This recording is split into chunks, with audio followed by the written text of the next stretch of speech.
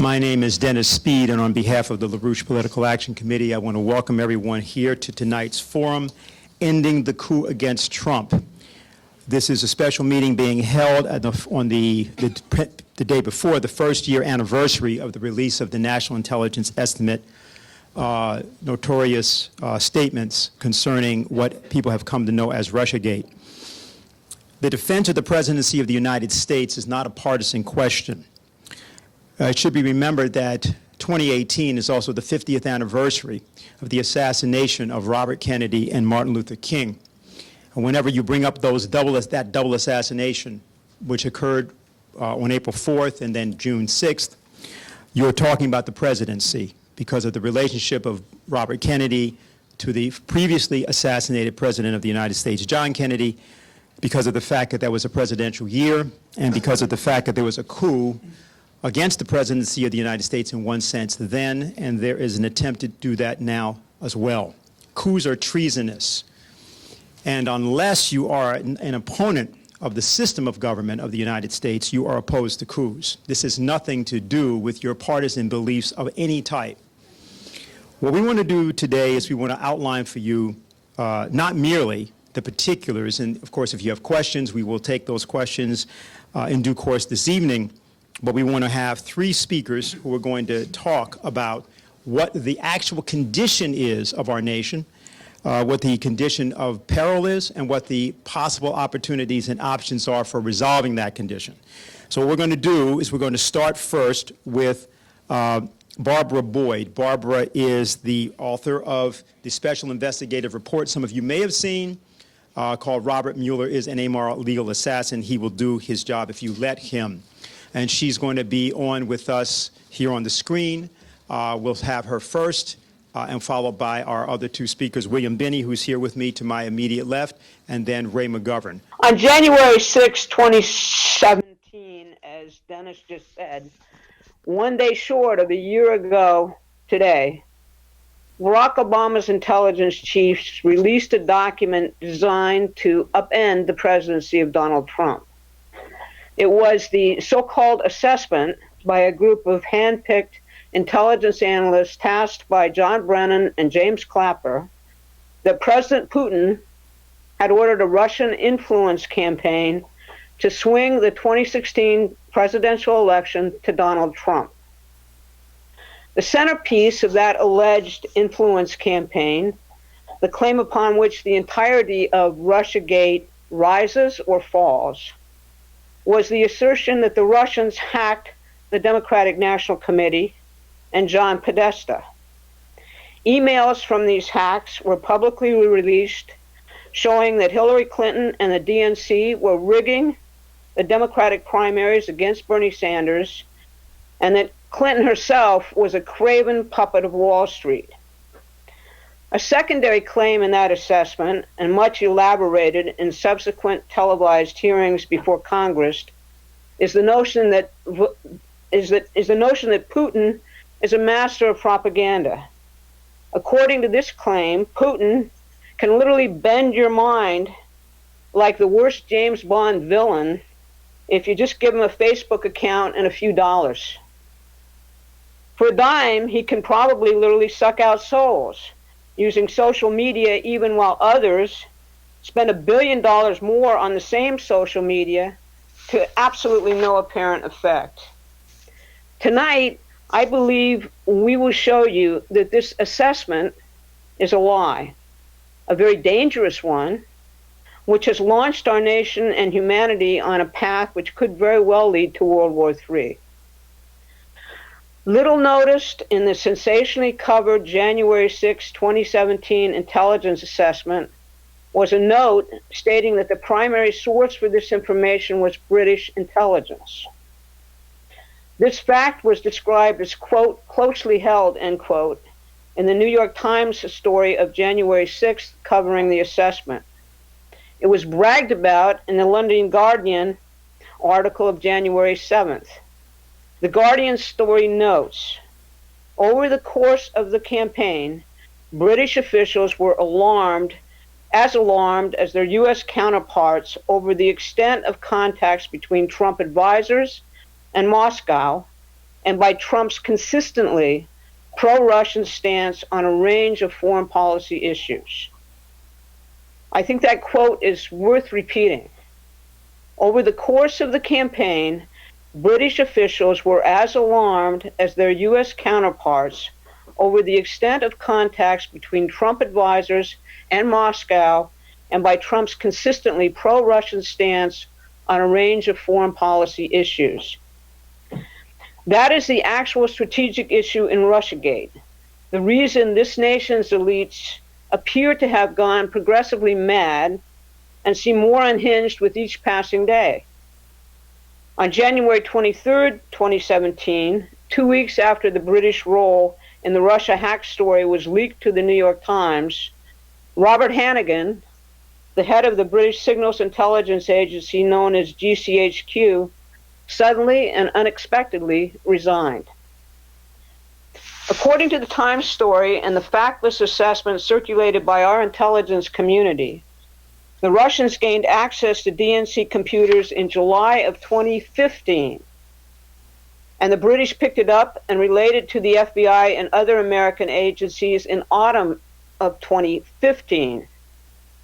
As this account goes, the FBI immediately warned the DNC way back in autumn of 2015, not once but twice, that they had been hacked by the Russians. Absolutely nothing came of that. Instead, the DNC says that in April of 2016, almost a year after the FBI warnings, the DNCs noticed something suspicious going on with their computer servers. This official account should alarm you. Could it possibly be true that the FBI tells a U.S. political party in the midst of a presidential campaign year that it has been hacked by the Russians and absolutely nothing is done? In June of 2016, the computer security firm CrowdStrike, hired by the Perkins Coie law firm for the DNC, told the world that the DNC had been hacked and that the Russians did it. CrowdStrike's leading light, Dmitry Alperovitz, is a Putin-hating Russian expat, otherwise working with the Atlantic Council and NATO in an active measures campaign against the Russian state. By the 19th of July 2016, former MI6 agent Christopher Steele was alleging in intelligence reports, which we now know were paid for by the Democratic National Committee and Hillary Clinton, that as a result of long-term cultivation of Donald Trump by Russian intelligence, the DNC had been hacked to Trump's benefit, and that Russian intelligence working directly with Trump on this operation and on other operations to secure Trump's victory in the 2016 elections, an operation which was ongoing. In return for this help, the Steele memo of July 19 reads, Trump agreed to sideline Ukraine as a campaign issue and to provide Putin with information on Russian oligarchs living in the United States. Steele had worked extensively with James Comey's FBI and the CIA in the past. His reports, paid for by Hillary Clinton and the DNC through the same Perkins Coie law firm that paid for CrowdStrike's Russian hacking analysis, were delivered to both the FBI and CIA. We now know that the wife of Bruce Orr, a high-ranking Justice Department official, worked on the Russiagate project for Steele's longtime U.S. business partner, a firm called Fusion GPS. Steele had unauthorized meetings with Bruce Orr. In July of 2016, the FBI opened an unprecedented counterintelligence investigation of a U.S. political candidate, Donald Trump, based on information delivered to it from a foreign country, namely Great Britain. FBI Director Comey admitted that the salacious British allegations against Trump were unvetted, unproven, and unverifiable. Yet it appears that Obama and his intelligence chiefs obtained surveillance warrants from the FISA court and, much more importantly, utilized the awesome surveillance and dirty tricks potentials of Executive Order 12333 against Trump and his campaign. Executive Order 12333, which I believe Bill Binney can tell you about in some depth, aims at neutralizing a foreign adversary and is the rubric under which most U.S. surveillance is conducted. This time, however, the full power of that weapon was turned on an American political campaign. Additionally, it appears that Obama's intelligence services actively helped Hillary's campaign by allowing her campaign to proceed with the assertion, unchallenged, throughout the last stretch of the presidential campaign, that government agents were seriously investigating whether Donald Trump was Putin's Manchurian candidate. The same agencies knew all along that the British claims were trash and that Hillary Clinton paid for them. Peter Strzok, the FBI counterintelligence official leading the FBI counterintelligence operation against Trump, appears to have talked about the Russiagate investigation as, quote, an insurance policy against Trump's election with Andy McCabe, James Comey's FBI deputy director. Just today, Senators Lindsey Graham and Charles Grassley called for a criminal investigation of Christopher Steele for lying to the FBI about how his memos against Donald Trump were published by him during the course of the 2016 campaign. Through the unyielding efforts of House Intelligence Committee Chairman Devin Nunes, that committee now appears on the brink of finally receiving from the Justice Department documents tracking how the British Steele dossier was used by the Justice Department. Yesterday, U.S. District Judge Richard Leon ordered that Fusion GPS's bank records concerning journalists it may have paid in its campaign against Trump and some of its other clients must be turned over to the House Intelligence Committee. But the net of criminal activity here stretches far beyond the FBI and the Justice Department. It included the Obama White House and most certainly John Brennan and James Clapper. I saw an interview with Mr. Binney the other day where he said the only thing which will make these people stop is for them to go to jail and for their crimes against our republic. I fully concur with that statement. The question is, can we mobilize the public hard and fast enough to make this happen in time? It has been a very long and tumultuous year in the history of our republic, and the future is really not secured. We have a population which has been fed a big lie that Russia hacked the elections. While partisans on both sides of this fight do battle, everyone in Washington, D.C., with the possible exception of Donald Trump, and the people addressing you tonight, and our small associated army of truth seekers, accepts the Russian hacking as gospel truth, as an act of war. A McCarthyite sickness, worse in many respects than the 1950s, has settled in, and war is once again solidly on the agenda. The media acts like an Orwellian ministry of truth, punishing and ostracizing anyone who questions the daily diet of resist, resist, resist, and Russia, Russia, Russia. If you question it, you're called a right-wing, fanatical conspiracy theorist. Similar lies about alleged Chinese manipulations of our body politic and of our economy are beginning to appear with regularity. You can't really correct this mess unless you provide the population with the full understanding of why it is happening. People talk about the deep state. I insist that that's really a misnomer. What we are talking about is the last throes of the Anglo-Dutch monetary and political system put into place immediately after the Second World War, but drawing its assumptions about the world and about relations between nation states from the early 20th century nostrums of British geopoliticians Lord Halford Mackinder.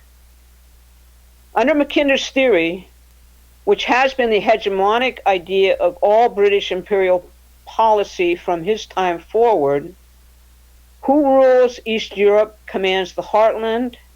Who rules the heartland commands the world island. Who rules the world island commands the world. Can you show the slide of what Mackinder's concept actually looks like? Right, yeah. Okay.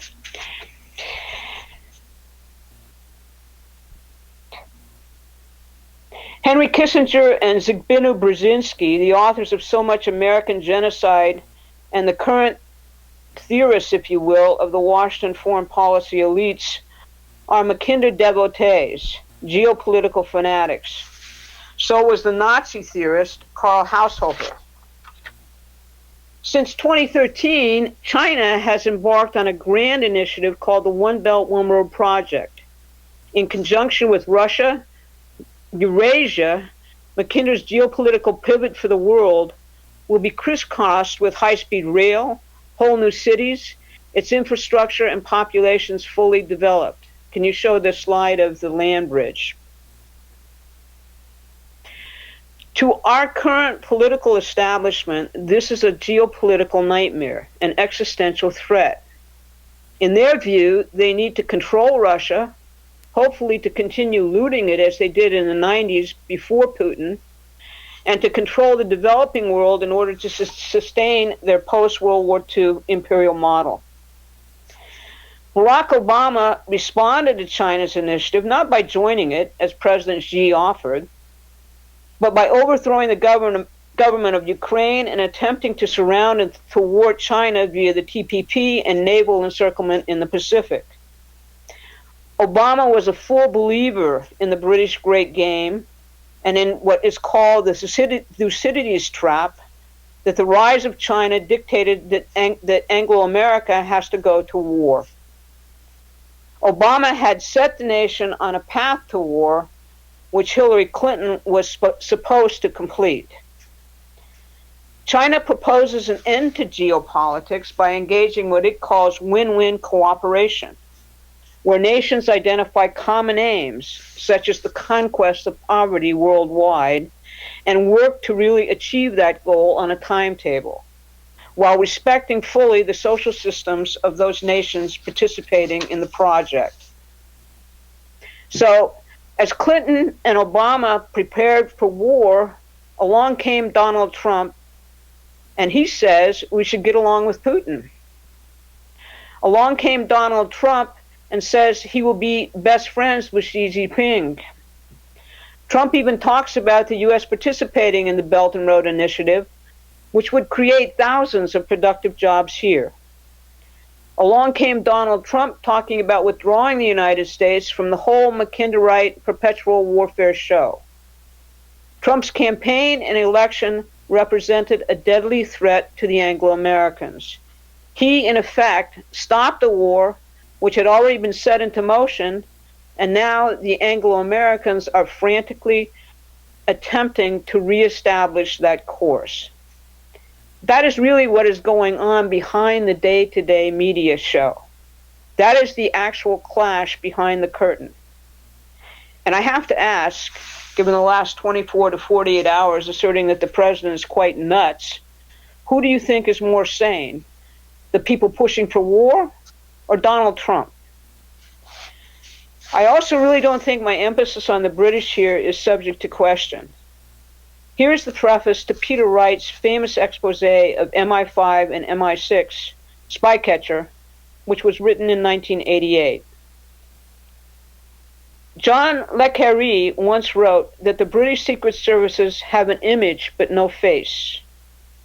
It is an image which has been carefully cultivated since they were founded in the first decade of the 20th century. The CIA may have greater resources, the KGB greater machinations, Mossad the greater ruthlessness, but MI5 and MI6 were the first players in Kipling's great game. They are its master craftsmen. They invented the principles of tradecraft. They broke the first codes, ran the best agents, bred the best spy masters, and taught the rest everything they know. And above all, they keep secrets.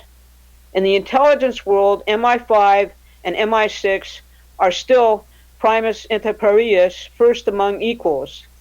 The spy world remains the last arena where well-born Englishmen can still exercise that effortless superiority, which for centuries they were born to believe was theirs by right.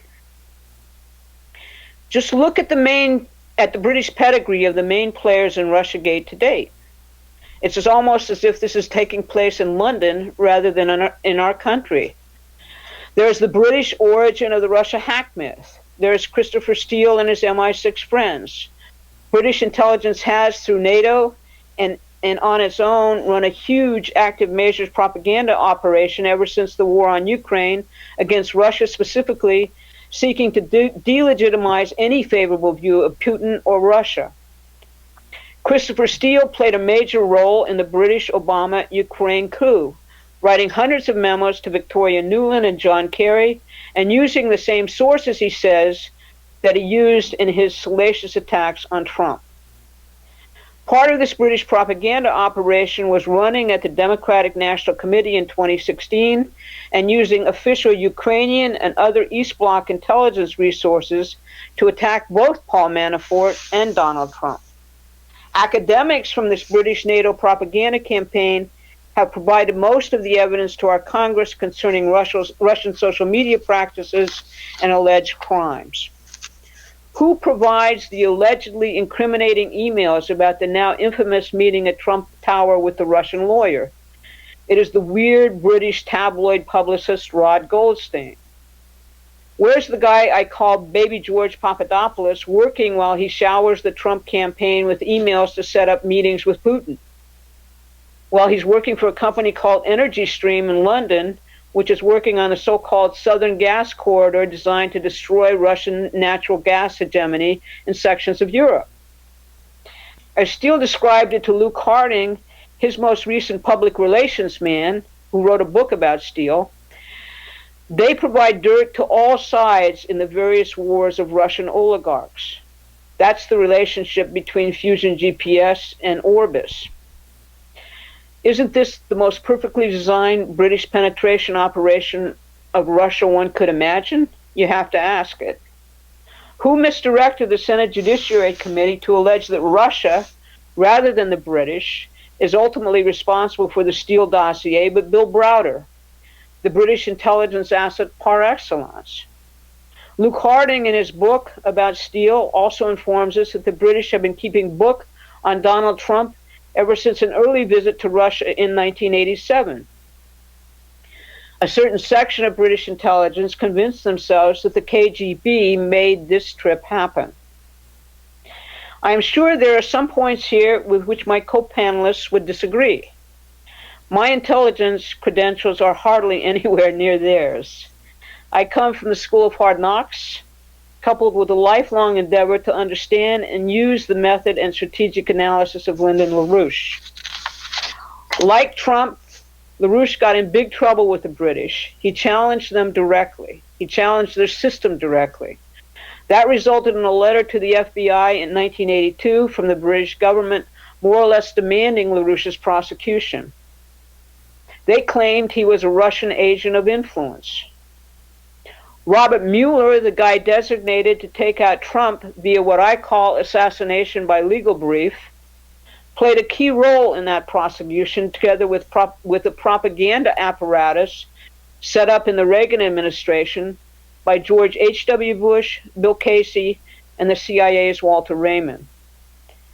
That apparatus constantly defamed LaRouche as an unstable maniac akin to Attila the Hun, the same type of defamation which Trump undergoes now. Mueller is not an honorable Marine as portrayed in Washington public relations claptrap. He has constantly covered up the crimes of the Anglo-American elite, including BCCI and the Saudi murders of almost 3,000 Americans on 9/11/2001. As we document in the dossier LaRouche PAC produced on Mueller, he is like Captain Ahab, and he will do his assigned task if the American people let him. But I think myself and Mr. Binney and Mr. McGovern can agree on the most essential point.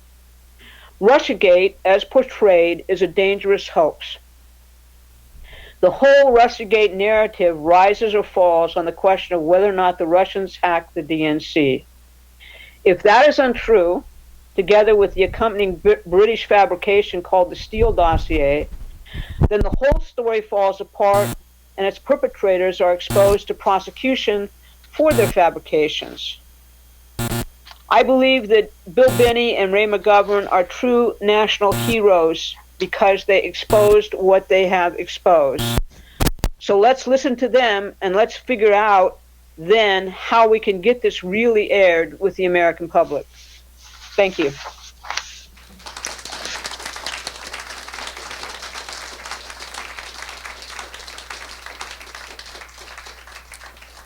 Thank you, Barbara. Well, from Donald Trump to Edward Snowden, the next speaker is thought of as an authority. He was at the NSA for 30 years. He was the inventor of the thin thread program of universal surveillance. He attempted to prevent the disaster of 9/11. He was prevented from doing so. He has been campaigning since and at that time against the forces that we have discussed already. And he, along with Ray, authored the explosive bombshell, which asserted that there is no way in hell that there was a Russian hack. It's always an honor to talk to this man. He's an American patriot, and he is on the front lines of a battle that we had better win. So it's my honor to introduce to those of you that don't know him and to welcome him, those of you who do, Bill Binney.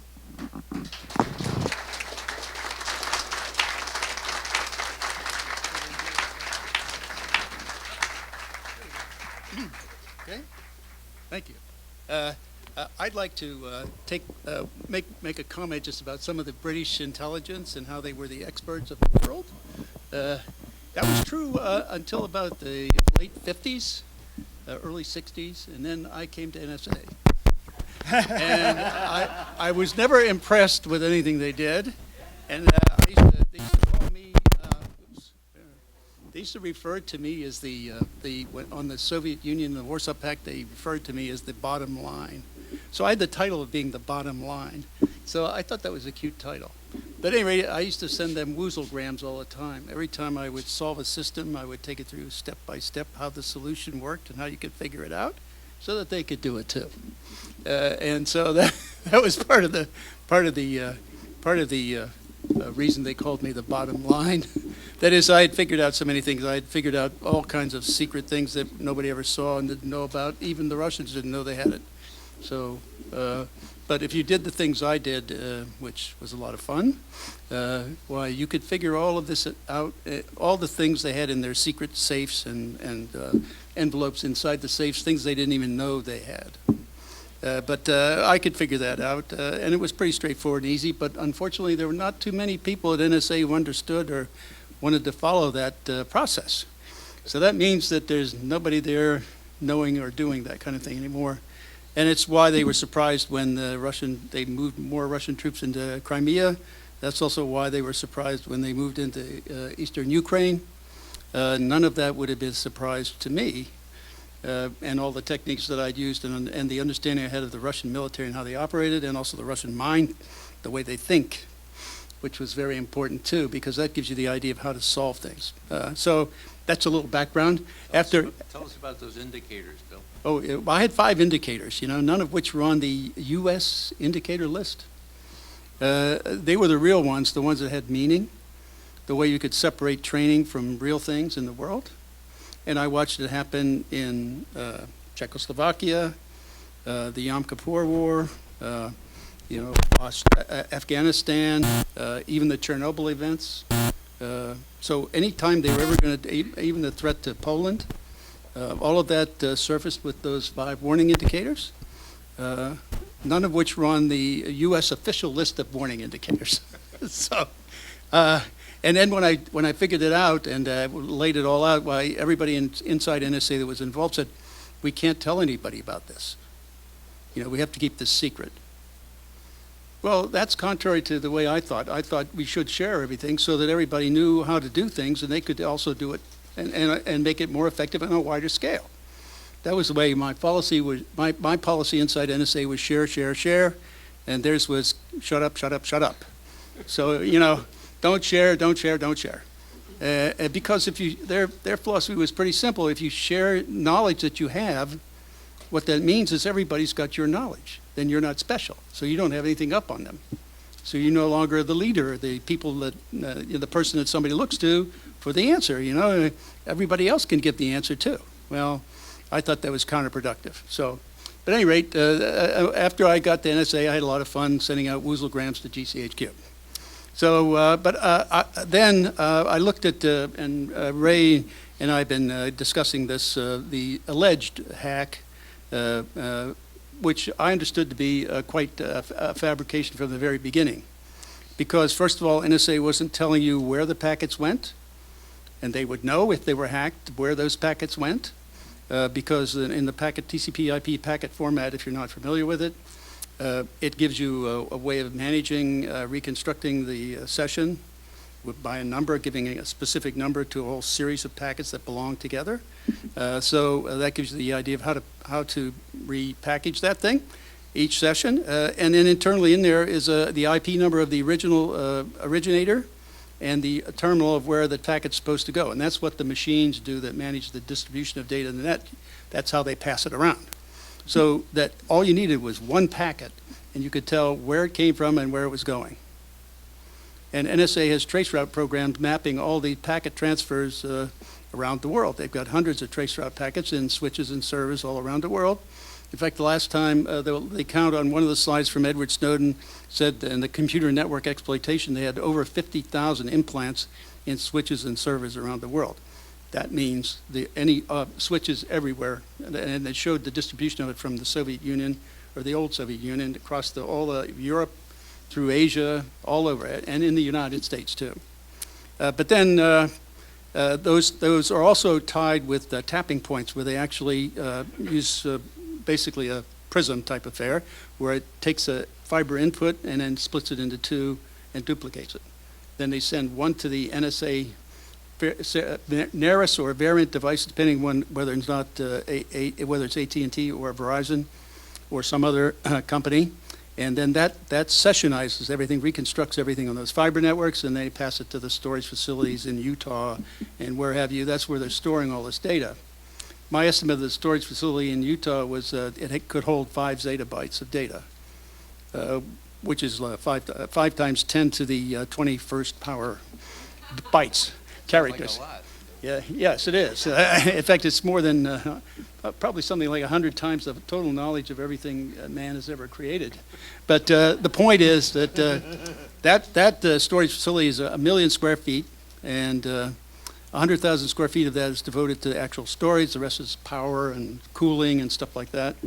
But now they're planning ahead, and it's going to be, they're planning it to be full, and so that anytime you try to collect everything, which was General Alexander's attempt, he said, let's just collect it all.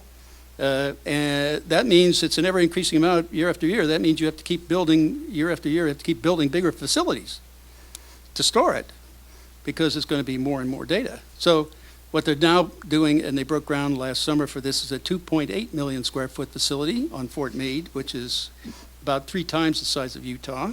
That's the planning to replace, once the Utah facility is full, then they'll have that one to fill up. Because they're collecting more data every year, they need a bigger facility. So, and that one's probably going to cost $5 to $6 billion, and it's all going to come out of our taxpayer, or else we're going to borrow it from China.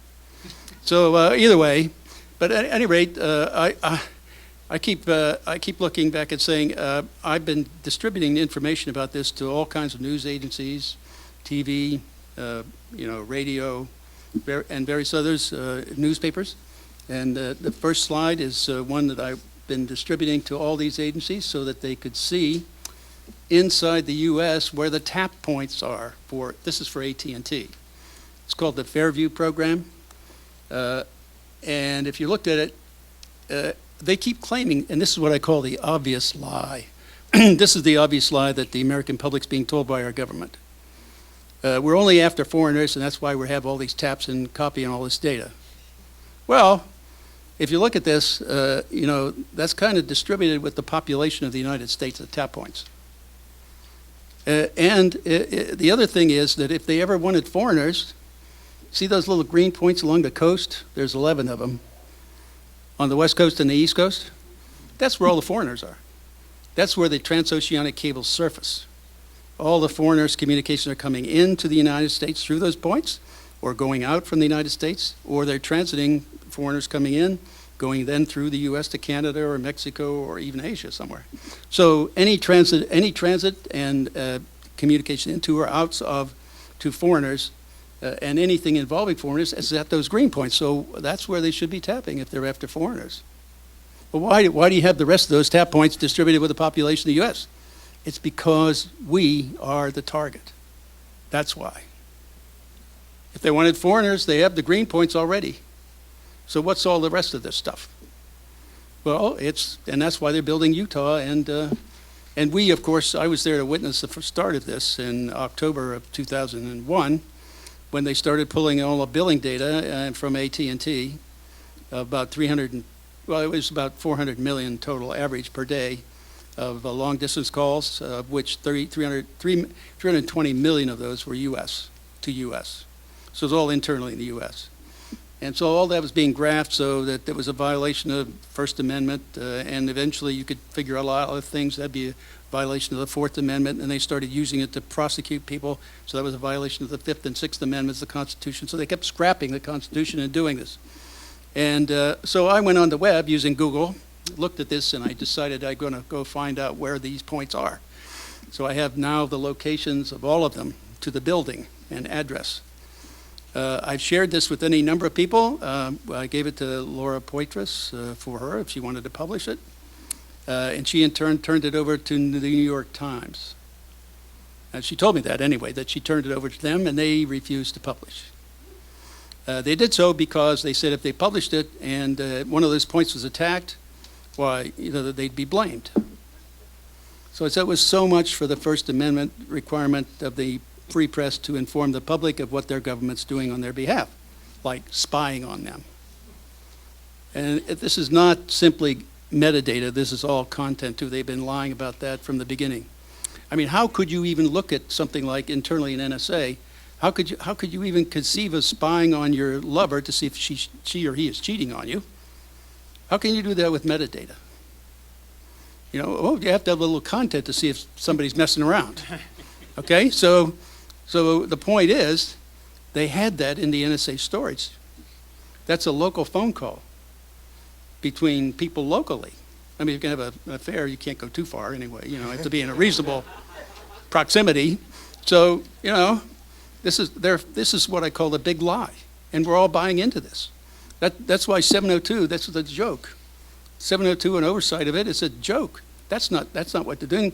This is the done under Executive Order 12333, Section 23C, where it says, if you are after a target, a criminal, international criminal, or some target like militaries or things like that, or leaders of countries like Merkel or others, it's okay to collect the whole thing to try to find them. That's okay, and you could store it. And oh, by the way, you can search it too if you want. So they say, well, okay, on every fiber nut line, there's a probability of having a dope dealer internationally. So let's copy them all. And oh, by the way, we can keep all the data on U.S. citizens and all their communications, and we'll call it coincidental collection. And we'll store it and interrogate it. And that's what the FBI does. That's how. Do we have the next slide? That's how they get into this data. If you see there, the CIA, FBI, DEA, Drug Enforcement Administration, and the Five Eyes. This slide is from 2007, I believe. The date is obscured by the picture down below. But what they do is they have to stamp the date of the first classification review, which is 25 years. So if you take, it's 2032, something January 8th, I think. So if you subtract 25 from that, that means the slide was constructed on January 8th of 2007. And the first review is 25 years later. So this was the status in 2007, 10 years ago. But of course, it's expanded since then. They've got now 9 other countries participating with them in this program, but they access this data through a separate program called XKeyscore. And that one is, restricts access. In other words, these different programs have different access rules. It's called rules tables of what you're allowed to look at or interrogate or search. So that's how you limit what people can do in your database. And there are limits to some of this even in IC Reach, but they can be simply a modification of the rules table, and they can get into everything.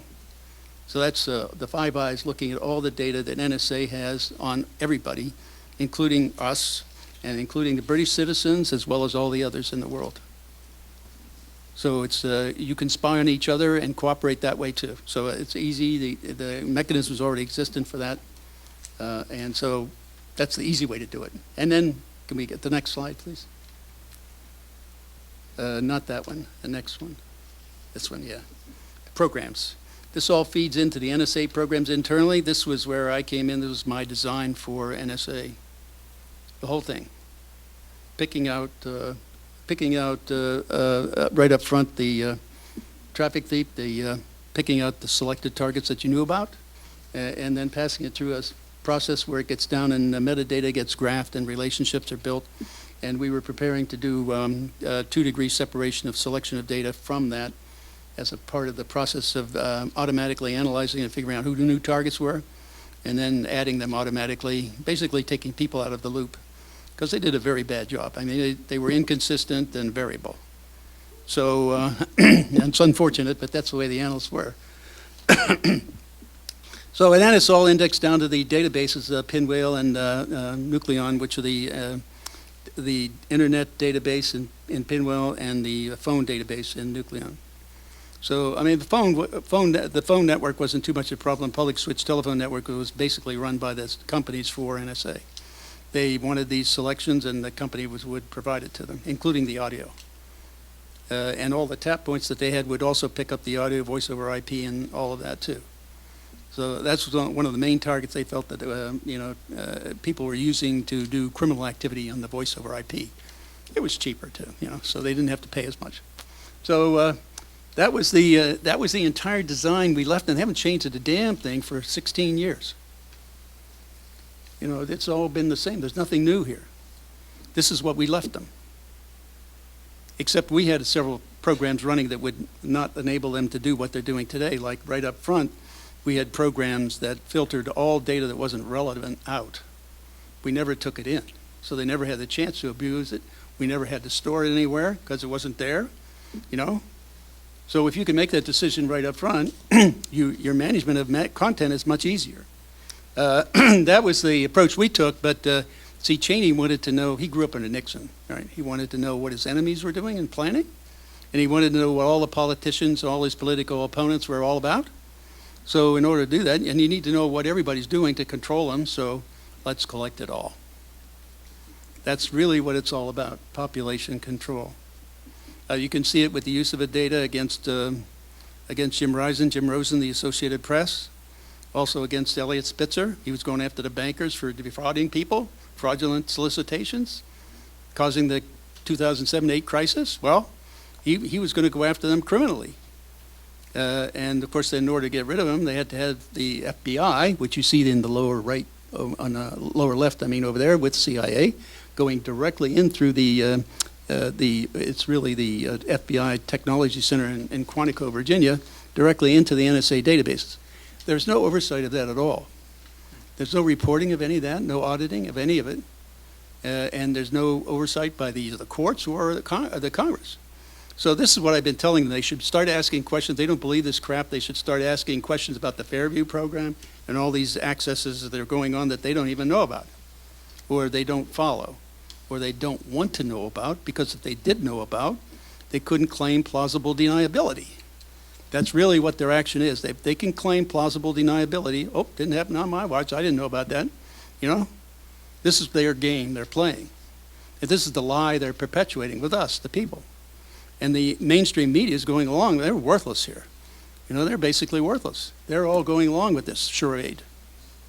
So when it came to looking at the data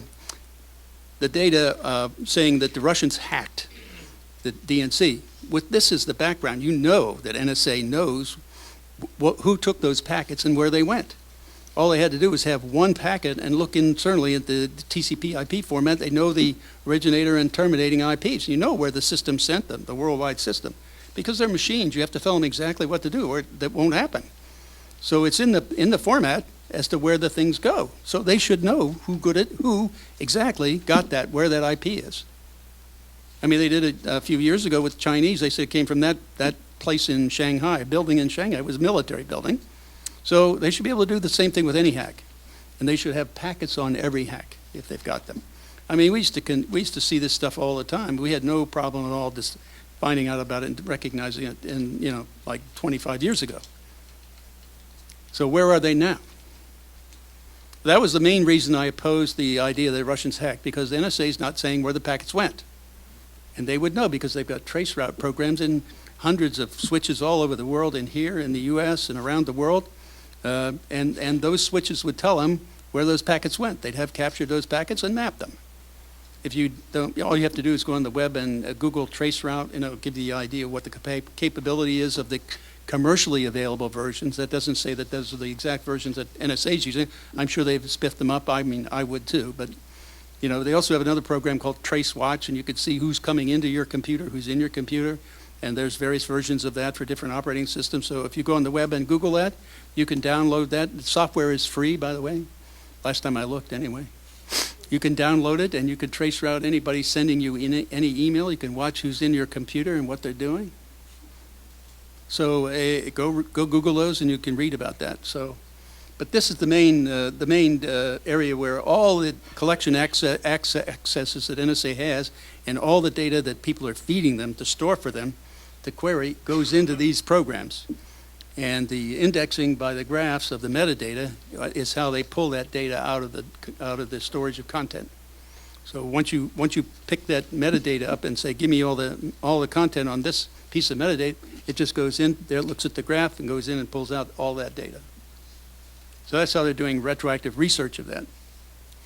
So that's how they're doing it. And could we have the next? I think the next one is This is the fundamental principle, and this is why I say the people have totally lost it. They're totally incompetent. If they start at the top, they say it says low, low possibility of discovery of new options at the top with the traffic thief. That's where you're working with something that's known, and even if those known things communicate with other unknowns, they ignore that because that's really low probability discovery. That was really our main approach, targeted, focused approach. And then they go down to the next one, which is the going into the pinwheel system. Now, going into the pinwheel system, they use the X-keyscore IC reach programs, which basically do dictionary select, meaning that you feed them a bunch of words or phrases, and it pulls all the data out that has any of those phrases or words in it, which is really a dump. It's like a Google dump. So you get, 50,000 to 1 million returns. And if your input is, a few billion items every day, and you do a Google search through it like that, you'll get a couple million outputs every day. So each analyst with their Google output is trying to go through, all those tens of thousands of millions or tens of hundreds of thousands of items, and they never get through. That's why they fail. So they can't see anything coming. So all the terrorist attacks happen, people die, you go clean up the blood in the street, and then you find out who did it, and then you go into the database and say, give me all the data on this person. Then I know who did it, and I can do a good forensic job for the police, which means the intelligence community that we have, and the GCHQ and all of them, have lost the ability to do the function of intelligence, which is to predict intentions and capabilities of potential adversaries in advance, so you can do something to stop it. That was the whole idea. We wanted to stop terrorist attacks. That's why we wanted to go to 18 sites that produced information on terrorists in January of 2001, and they refused to do that. And so we couldn't put it against the terrorist problem, which we put as the main problem. So at any rate, this whole pyramid says the further down you go into Marina, which is the voice side of it, and then you go into and use X keyscore against all the databases. So now you're going into this massive database. Your data pools based on dictionary selects and phrase selects like that as coming out is getting larger and larger, and they call that high discovery. I call that low. The entire thing is reversed. Low is high and high is low. But these idiots don't know what is high and low. Okay, that's why they're failing. They don't even know they're failing. I mean, I'm just a country boy from Pennsylvania, you know, on the farmlands and the mines and so on. Well, we used to say out there, if you're failing and continuously failing, you must be doing something wrong. And if you're doing something wrong, that means you need to look at your whole process and figure out what you're doing wrong, then fix it. They can't even admit they have something wrong because it means they have a wart on their record. And so, you know, we can't admit a wart. That's why if there's any whistleblower, we have to step on them. And that's the way they're operating. They're like alcoholics. They can admit they're alcoholics. They'll never fix their problems. So all these problems continue with us. And until we step up to this, people are going to continue to die to keep this entire stupid process going. That's the problem I see. And that's why I'm calling them idiots and fools for doing what they're doing, and they're doing it at the expense of the lives of people in the countries around the world, not just here. They're all buying into this crap.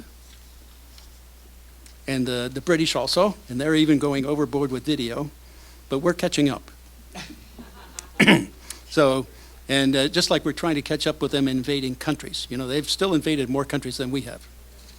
So, at any rate, that's what. And then when we looked at the raw data that was produced by Guccifer II, that said, you know, this was the evidence of the hack by the Russians on the DNC. Then we looked at it and said, we went through that data and looked at every time there's a file transfer or something, it's transferred off a computer, a file comes out like an email, and then you get a timestamp at the end of the email. When it's sent, the next email, a timestamp, next email, a timestamp, a file, a timestamp, and so on. So you get a timestamp at the end of the data transfer for each component of data. So that means you can line it all up, look at the timestamps and the difference between timestamps and calculate the number of bits and then calculate the transfer rate. That's exactly what we did. And so when we looked at the Guccifer II data, we found the highest transfer rate was 49.1 megabytes per second, which on a DSL circuit in Amsterdam, and we tested this around the world to try to see how fast we could do that. Can we really do it at that rate? We said we couldn't, and we alleged that, and people took issue with that. So we said, okay, we'll test it and see. So I got some hackers in Europe to try to download a file from that we set up here in the U.S., loaded across the Atlantic and into the European network. And we got some, for a personal computer at 100 megabits, we got 0.8 megabytes per second instead of 49.1 megabytes. And then on a DSL, a 200 megabit line, commercial line, we got 1.6 megabytes per second. And then on a data center to data center transfer from the UK, from the US, New Jersey data center to a data center in the UK, we got 12 megabytes per second. Which and then we had some people try it in Belgrade and also in Albania, and they just threw up their hands and didn't even worry. It was like running off a dial-up process. You know, you'd just never get it across in time. So it was just pointless to even try. So, so the best output, where transfer output across the network we got was 12 megabytes per second, bytes, not bits. So that meant that even with the data, it was like 1/4 the speed that was necessary. But if you pass something into the network, it adds all this housekeeping data to it. You know, like the TCP/IP transport format and so on, and other formats, and also data showing the transfer between segments of the line and so on, and timing and all of that. So you can do a trace route. If you read trace route, you see that data goes with the packets too. So then that meant that it's really close to doubling that data that have to transfer. So it means really that the transfer rate was only 1/4 to 1/8 the necessary speed of the network to transfer it and make that happen. So it was impossible. We just couldn't do it. And so we said, we're open to anybody that can show that that can be done, and then we'll replicate it just to be sure. It's the scientific method. Right? So we failed to transfer it, and there was a greater implication beyond that. That argued, by the way, that it was a local download. Wherever local was is where they did it. But it did match the thumb drive transfer rate from a computer. That did match. So it could be done on a thumb drive. But we also looked at the data. Now, the two batches of data came out of Guccifer 2.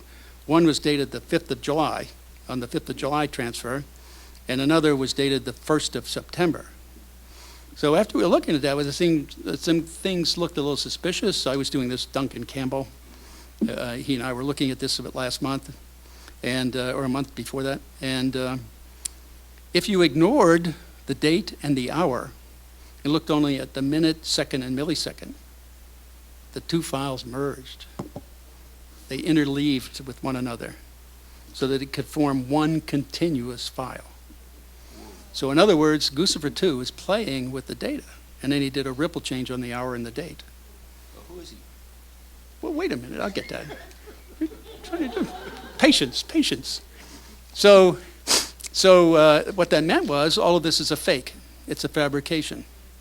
So all the data that they pushed at us to say this was evidence of a hack is a fake. Right? And we looked at that and said, who's faking this? Well, the timing of it looks like it might be somebody internally here in the U.S. Who might have also used something like a marble program. Yeah, something like a marble program to fake things, And so, which is where they go in, and I think Ray wants to say more about the marble program, so I won't go too much in that. You can explain that one. Lose your marbles. Yeah, I'll lose my marbles. Yeah. But at any rate, it basically sounded, you have to think about this as funny. This is a really poor, sloppy, technical job, trying to fake a hack. Period. That's it. This is a fabrication from the beginning, and they're all building off this fabrication, and they have nothing else to produce in terms of evidence. Mainstream media says I'm a conspiracy theorist. They have proof. The only thing they could do is throw labels at me. They have no evidence whatsoever to point to. None. And the stuff they point to, we've already shown is a clear fabrication and a fake. And so, they're all what we would call in the country sucking a hind tit. If you know what that term means, you ever raise cows and a calf gets on the hind tit, they get kicked. Okay? So that's the whole idea of that one. Anyway, it's a good country saying, But and we also look at them as being chip pitchers, if you know what that is from the country. Do I have to explain that one? Buffalo chips? No, cow chips. They fall and flatten and they dry out. They get really light. You shave them around the frisbee type throwing. So they're pitching chips. So it's something that's done quite frequently in Washington, D.C., okay? And it fit right into the character of what they're doing here. This is a whole fake. This is just a fake. And it's an obvious one at that. So that's all I have to say. All right, Ray. You're up, Ray.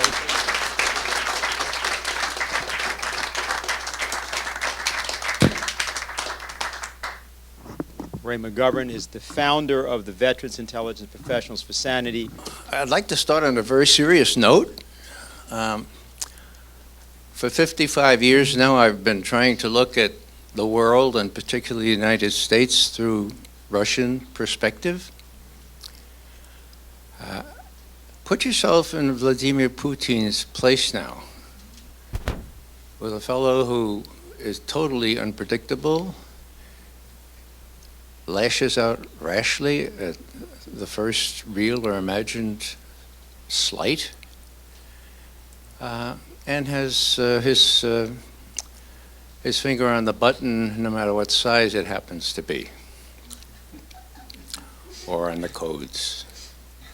Now, I just say from the outset here that this whole Russiagate thing, if the major I used to do philosophy and what is it called? Logic, all right?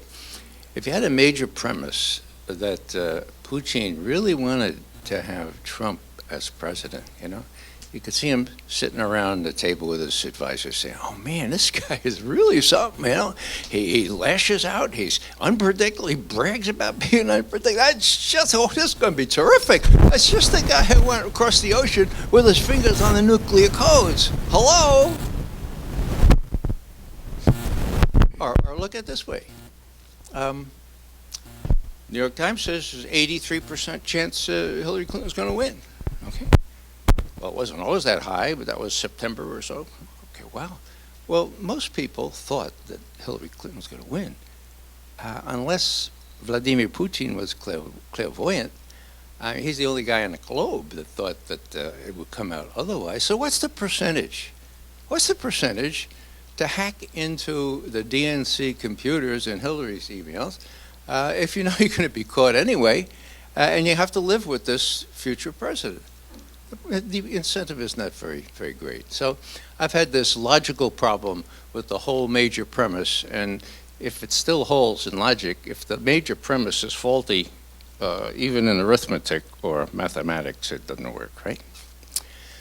So just as a word of seriousness here, this is really dangerous. I've never seen a situation where Russian leaders would have to be on high alert because they don't know what the President of the United States is going to do. That is very, very important. Now, with respect to this celebration of the memory of this piece of this so-called intelligence community assessment, I've been in the business for 55 years now. I have never seen such a piece of trash. It's called Russia's Influence Campaign Targeting the 2016 U.S. president election. The less said about it, the better, because it's an embarrassment to me as a 27-year CIA intelligence analyst, and before that 3 years in Army intelligence.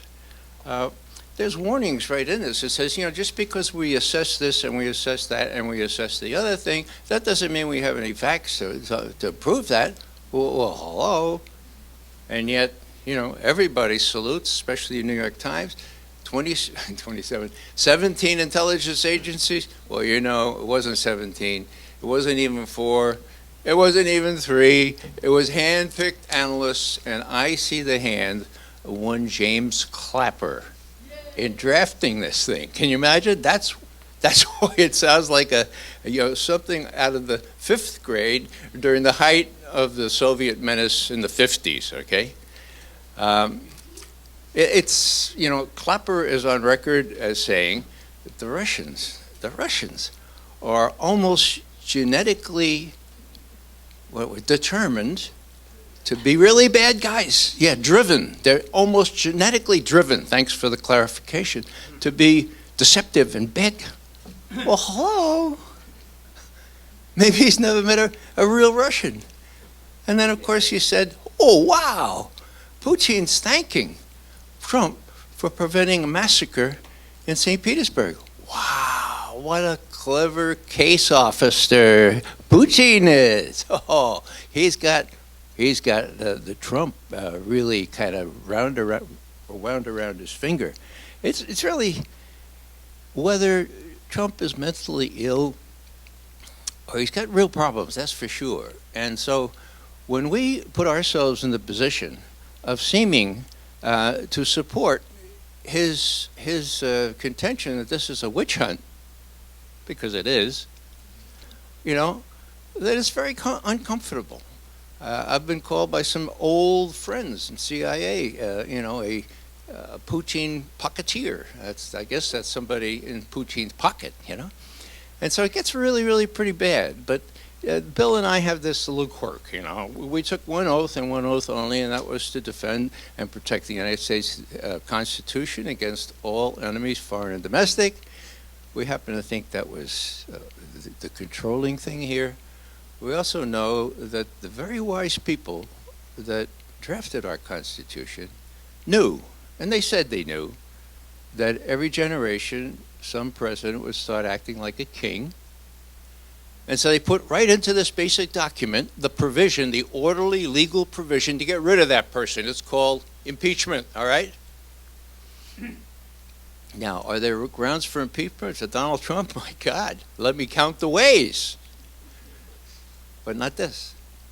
And if we're going to be true to the truth and true to our profession, we have to sort of let the chips fall where they may and call these guys out for blatant skullduggery. Now, we're up against it because, it's really difficult. Winston Churchill once said, and, I always have to think of my Irish grandmother hearing me quote Winston Churchill. Sorry, Grandma. But he had a really, really good thing that he said here, and on my pile of papers, I have it here somewhere. Well,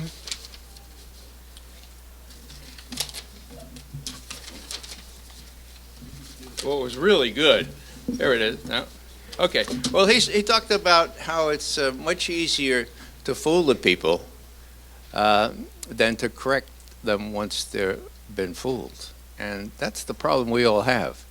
We're talking about friends, we're talking about people who look up to us or we went to school with, and they're looking at me at least, and at Bill's here, well, what happened to you? How come you're trying to defend Trump? Well, it's not about trying to defend Trump.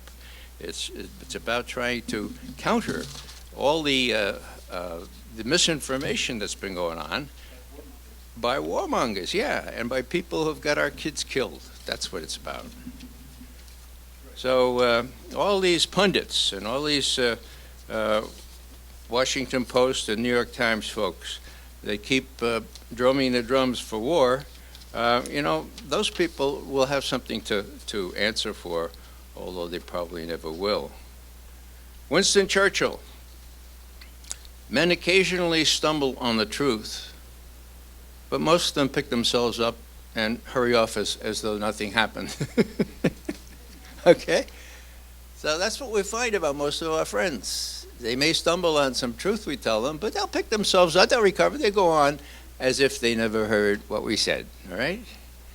And my other favorite guy is Mark Twain, and he's the fellow that said it's easier to fool people than it is to convince them that they've been fooled.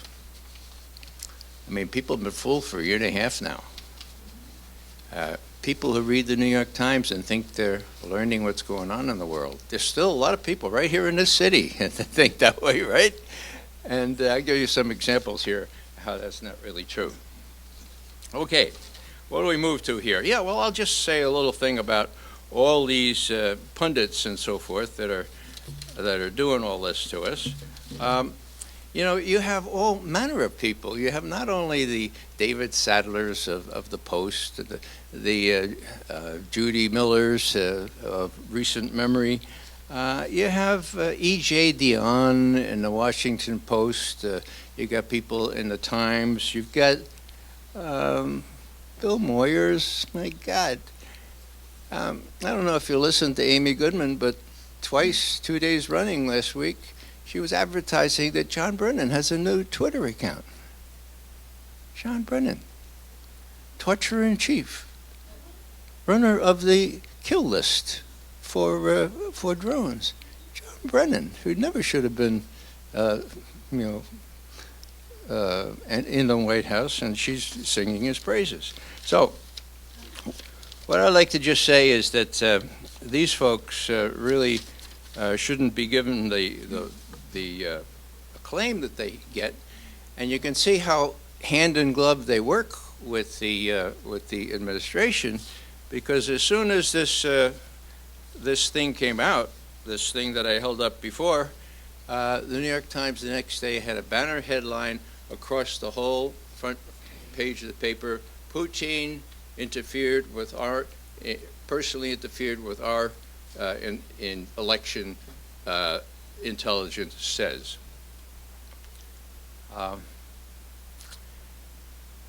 There's a little, I don't like to be vulgar, talk about cow chips or anything like that. But there's something similar here about what New York Times writers are full of, and it goes into a little limerick. Okay, you ready? Okay. A New York Times writer once dead was too big for the casket, they said. Then, although he had died, an enema was tried, and now he rests in a box made for bread.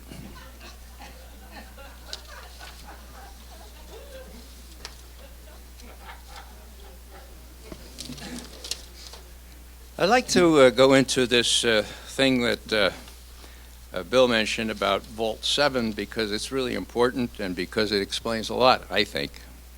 Before I do, I just want to point out that the CIA has been in the business of influencing the New York Times and other newspapers for decades and decades and decades. There is one recently released memo from the CIA Inspector General, who is Jim Taylor. I know him quite well, and he asked for a paper to be done on, what we need to do with the press, how we could control the press. And the most amazing section was this. It was all marked secret, of course. Here's what the drafter said, and this was sent up to Bill Casey. Quote, absolute power corrupts absolutely. And the power of the media to publish in this country is nearly absolute. Whoa, I'll read that again. Absolute power corrupts absolutely. We all know that phrase, right? But the power of the press, the media, to publish in this country is nearly absolute. Whoa. I think that's called the First Amendment. Is that, yeah? Yeah. Okay. Yeah. So what do we do? Well, you know what they're doing. I mean, you know what they're doing, right? They have infiltrated. Read James Rison's memoir, which he just published in The Intercept. He's left the Times. And see his struggle in trying to get the word out about the eavesdropping program that he uncovered 3 months before, I stress before, the re-election of George W. Bush. Whom do we have to thank for the re-election of George W. Bush? The New York Times managers, who in their wisdom decided they couldn't publish anything like that in an election year, okay? And Jim Rison goes through the whole bit about how these malleable managers at the top of the New York Times, guys originally from Florida or from the West Coast, they come to the big city, and then Mikey Hayden buffaloes them into not publishing this stuff. It's really remarkable.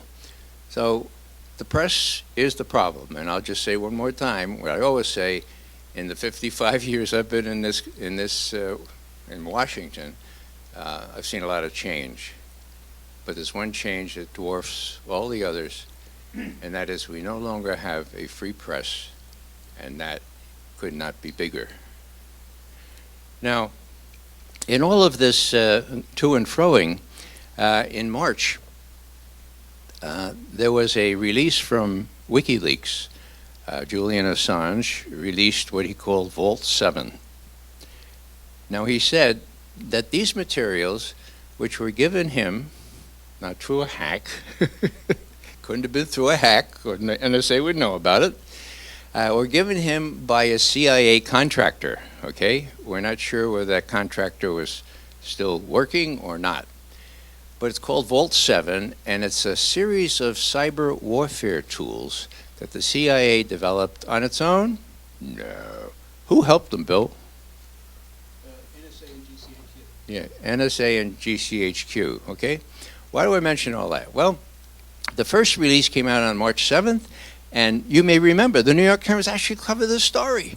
It was one of these tools could take control of your car, make it go 110 miles an hour, and get you killed. Oh. And another one, take control of your TV thing when you thought it was off and monitor everything that went on in your bedroom. Wow, they published that. But on March 31st, and this is the point here, on March 31st, I was woken up at 7 o'clock in the morning by RT. Now, I go on RT quite a bit, but I never been woken up at 7 o'clock by RT. And they said, Mr. McGovern, We have a really, really big story here. We've just sent you the links. Could you come in? We need to get you on live at 9 o'clock. I said, 9 o'clock? You're not even open till 9 o'clock. No, that's all right. You go in and just read the thing. So I read it. I said, yeah, this looked big. It was Vault 7, Part 3. So I read it, and I'm thinking about it. And you know what it was?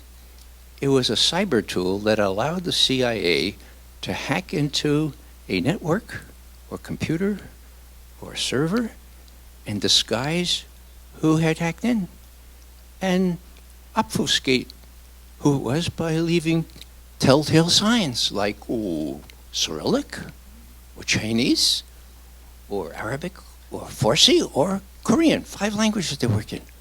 And I said to myself, whoa, McGovern, you're not the brightest analyst in the world, but you can put some dots together if you think about that one.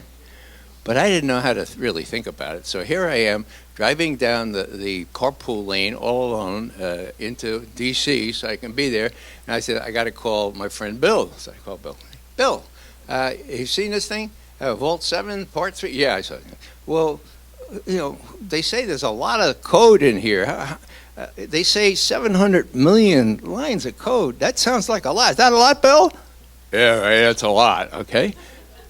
Well, how am I to think about this? He said, well, Ray, correct me if I'm wrong, each line of code costs $25, okay? So can you still do multiplication, Ray? Okay, $25 times 700 million. This was a big program that we in NSA worked with the CIA so that they could do this stuff. Terribly expensive, but now it's come to fruition, okay? Now, so I go on RT and I say what I've just learned from Bill, okay? What's the point here?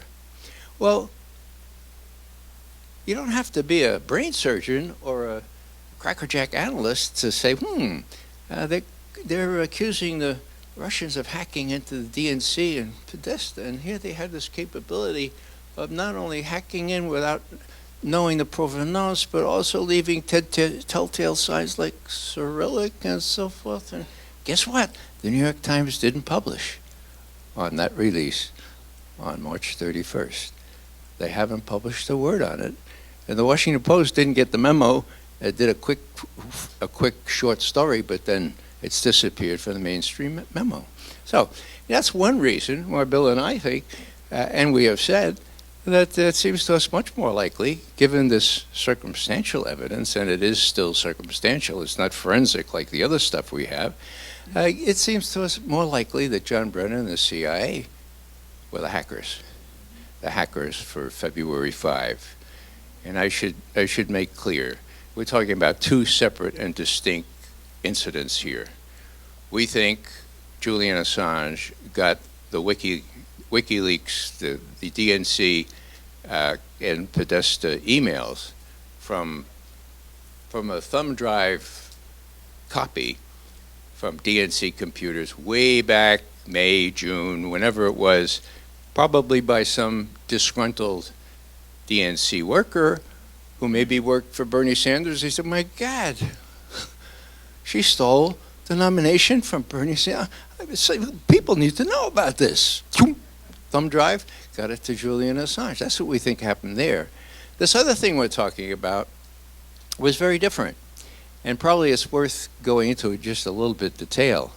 What we had was this, a little chronology. June 12, 2016, Julian Assange announces, I've got emails related to Hillary Clinton and I'm just about to publish them. Okay? Whoa. Now, this was 3 weeks before the DNC, the Democratic National Convention, okay? And you could just see Hillary sitting around with her little group there and said, my God, what are we going to do? They're going to show that we stole the nomination from Bernie. Anybody talk to Bernie lately? Oh, wait. And somebody said, well, I know what we could do. We could blame it on the Russians.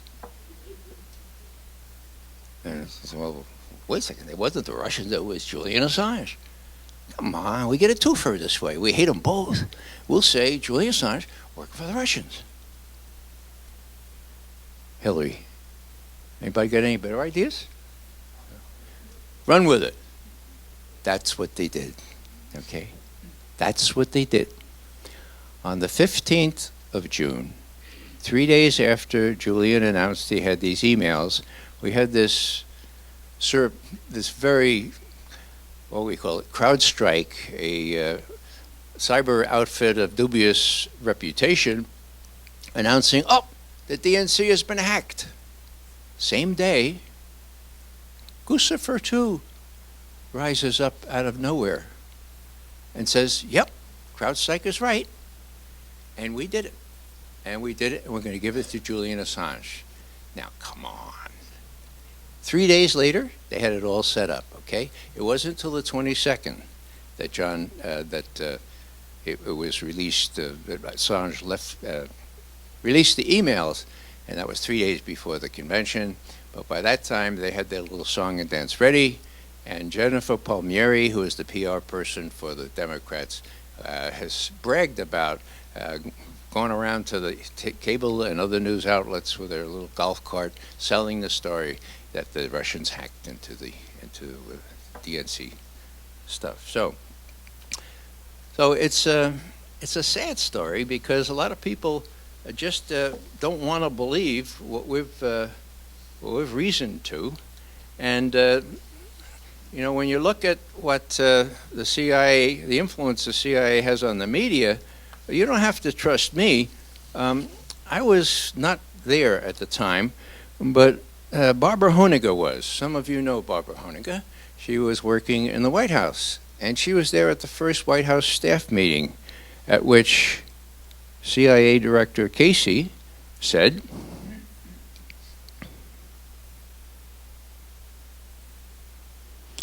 "We'll know that we have succeeded when most of the Americans believe what we tell them to believe."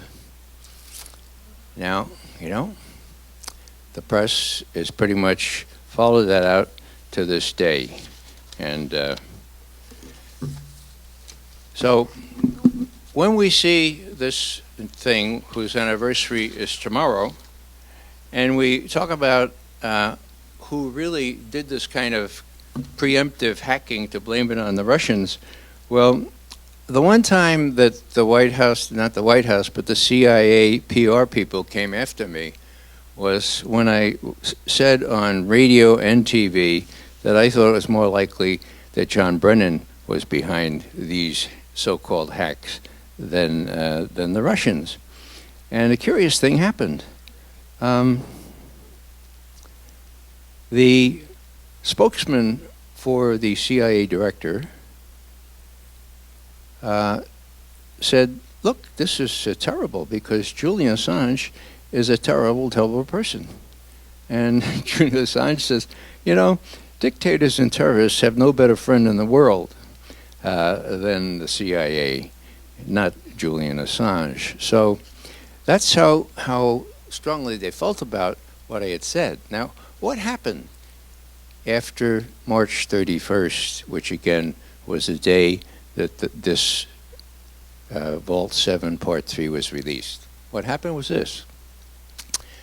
Michael Pompeo, the head of the CIA, got up at one of these think tanks, so-called, and said, Julian Assange is a really terrible person, and we can't let him do these things. And he's actually a non-state hostile intelligence agency. We've got to go after him. We've got to go after him. And so that's how bad Pompeo felt about what was happening here. And the curious thing, and I don't know exactly how to read this, but the outing of the Vault 7 releases has pretty much tapered down. Originally, the first one was said to represent only 1% of what Julian Assange had gotten from this CIA contractor. So where's the other 97, 98%? I guess it's coming, but it's a sort of curious lull in that exposure. Yeah, what's that? Yeah. So Mueller, Mueller should be indicted. He's a, you know, it was Bob Graham who was the head of the Intelligence Committee in the Senate who said that Mueller led the FBI in, quote, aggressive deception to obstruct congressional investigations into the Saudi role in 9/11. That's pretty bad. He was in Boston during the Whitey Bulger killings. He was FBI. He was the U.S. attorney, and you know, I had a personal experience with Mueller. I was at a meeting at Georgetown. There were 100 other people there, and it was right after Mueller had retired from being FBI director, and John Brennan introduced him and did a little preparatory talk, and then he said, "Any questions?" So I raised my hand there, and I said, "Mr. Mueller, I'm wondering if you have any legal qualms about what is called parallel construction." And I saw a lot of people kind of shaking their head. Parallel construction. I said, "Yeah, you know, when you acquire evidence from wiretaps and other illegal devices, eavesdropping devices, and then you give them to local police enforcers or the FBI, and you tell them, don't say anything about how we got this. You can use it as you wish. Use something else. Use a parallel construct. Never tell the judge, and don't tell the defense counsel, for God's sake. But, you know, go ahead, get these guys." Well, you know, well, so I asked him, "Did you have any legal qualms about that?" He's a pretty big guy. He looks up and he says, "Mr. McGovern, after 9/11, we were given special authorities." There you go, okay? Hell with the Constitution. After 9/11, we were given special authorities. So let me just finish with a word here that I think may be a little bit challenging. I think, as I was saying a little bit while before, I like to think that the Noah principle could be invoked here. You know Noah, yeah. The principle is no more awards for predicting rain. Awards only for building arks. We got to build some arks, folks. Now, it all seems so formidable, but it isn't really that formidable if we each do our part. And in closing, I just like to read you this little passage that I copied from somewhere because it really spoke to me. We are all musicians in a great human orchestra, and this is the time to play the Save the World Symphony. You are not required to play a solo. You are required to know what instrument you hold and play it as well as you can. You are required to find your place in the score. What we love, we must protect. That's what love means.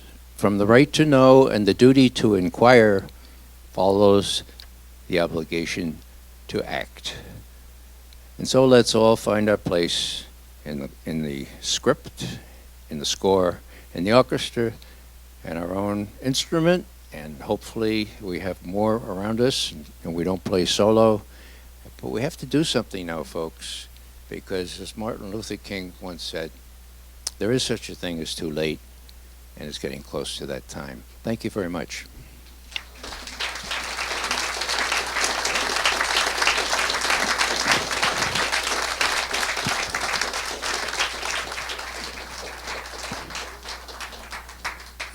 I just wanted to add a little humorous comments to what Ray had said.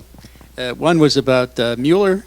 When he was still director of FBI, I looked at him as one of my best sources because he really didn't know what he was saying. I'll give you a case in point.